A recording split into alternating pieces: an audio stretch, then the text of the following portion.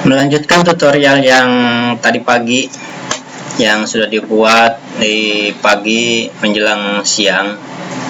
Seperti yang kita sampaikan di siang hari tadi bahwa market pada hari ini itu melakukan kenaikan yang cukup tinggi, akan tetapi tadi sore menjelang malam dan bahkan sampai malam hari market gold ini kembali melakukan tekanan dan turun cukup jauh juga.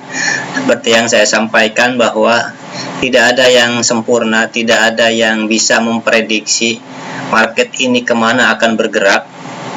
Kita hanya bisa mengantisipasi dan menganalisa saja dengan segala berbagai macam kemungkinan.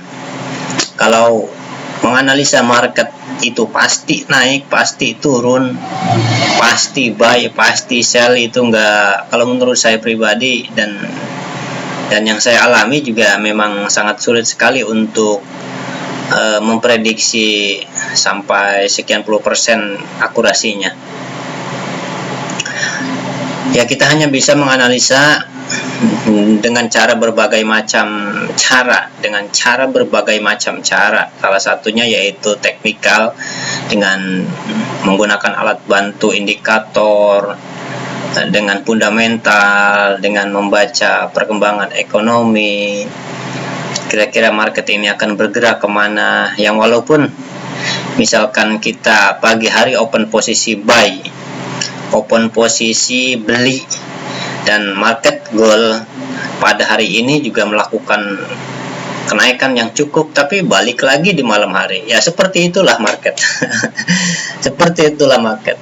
Maka kita tidak bisa terlalu yakin dengan analisa kita, analisa baik fundamental ataupun teknikal. Kita juga tidak bisa terlalu yakin 100% bahwa dia akan sampai ke sana, bahwa dia akan menuju ke sana dan akan melewati sampai harga sekian. Kita tidak bisa seyakin itu. Kita hanya bisa mentargetkan seberapa besar keuntungan yang akan kita peroleh dan seberapa besar kerugian yang bisa kita terima.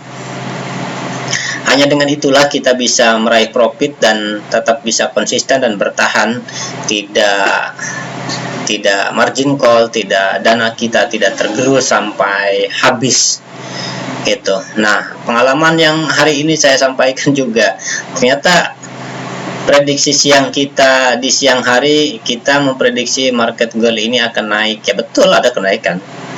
Tapi beberapa jam kemudian, sore menjelang malam, bahkan malam sampai sekarang, dia balik lagi ke posisi harga 1929.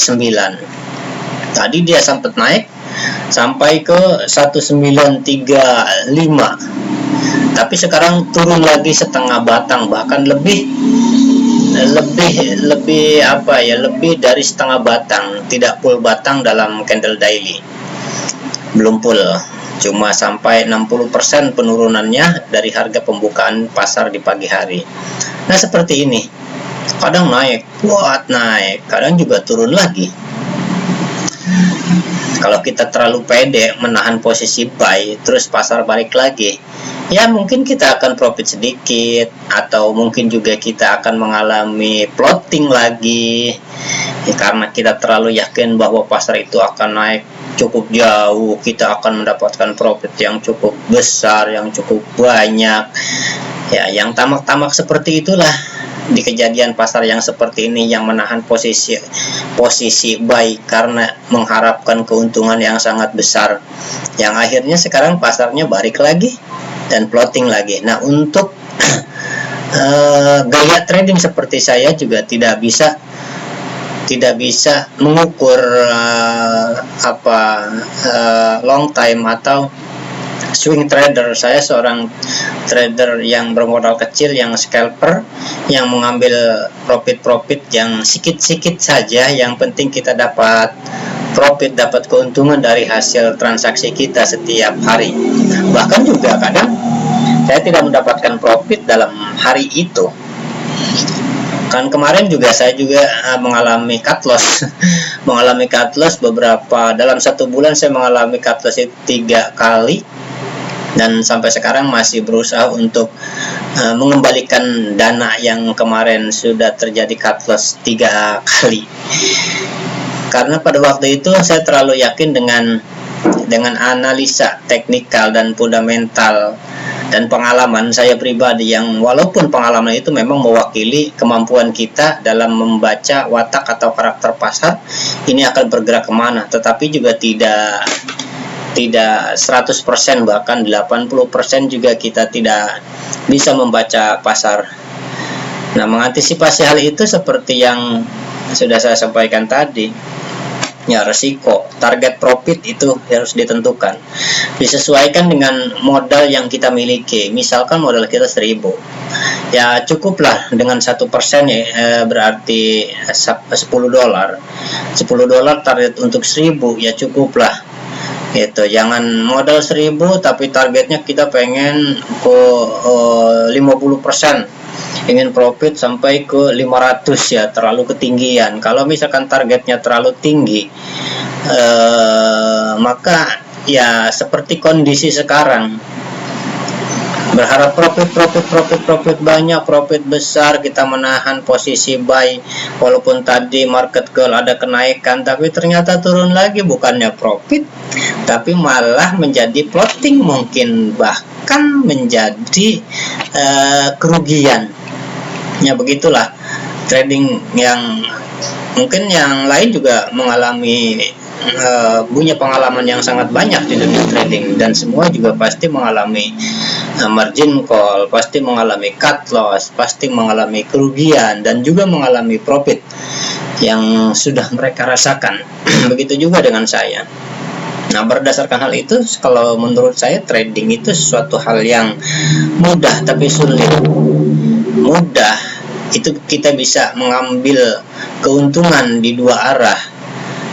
Sulitnya ya ketika kita tidak menunggu waktu yang tepat untuk entry posisi, untuk melakukan open posisi jual dan beli, dan kita merasa kurang, tamak, rakus, tidak mensyukuri profit yang kita dapat, yang akhirnya menjadi apa? Menjadi loss lagi, menjadi plotting lagi. Mending daripada plotting, yang mending kita ngambil profit yang walaupun profitnya sikit-sikit juga, kecil-kecil juga.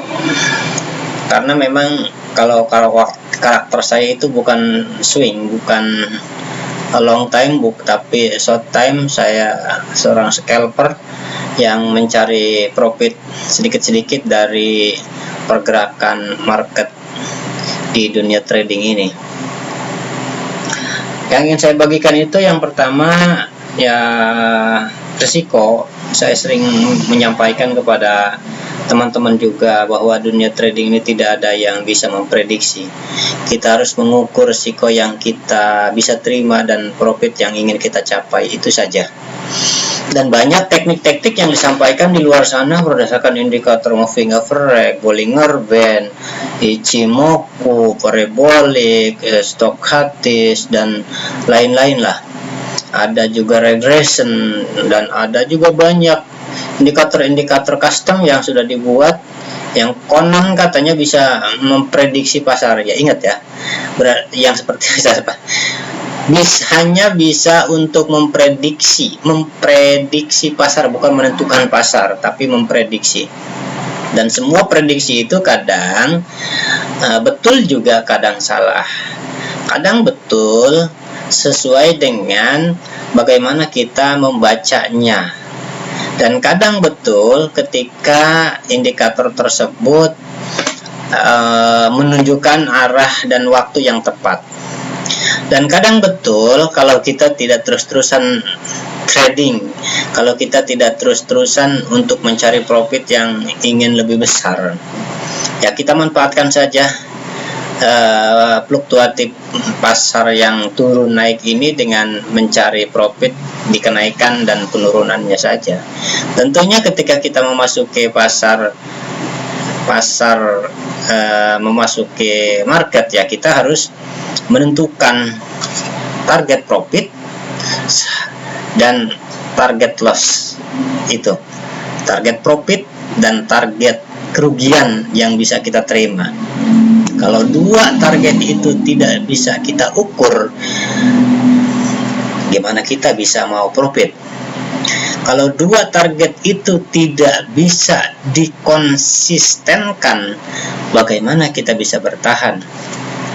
Hanya satu saran saya kepada teman-teman para trader yang sudah banyak belajar juga mungkin di sana, dan saya masih pemula. Cuma satu titip saya kepada para trader teman-teman di luar sana, target profit disesuaikan dengan modal, risk management atau risiko atau stop loss disesuaikan dengan bisa tidaknya kita menerima risiko yang harus kita petik juga. Bukan hanya profit yang kita petik, tapi risiko juga harus kita petik.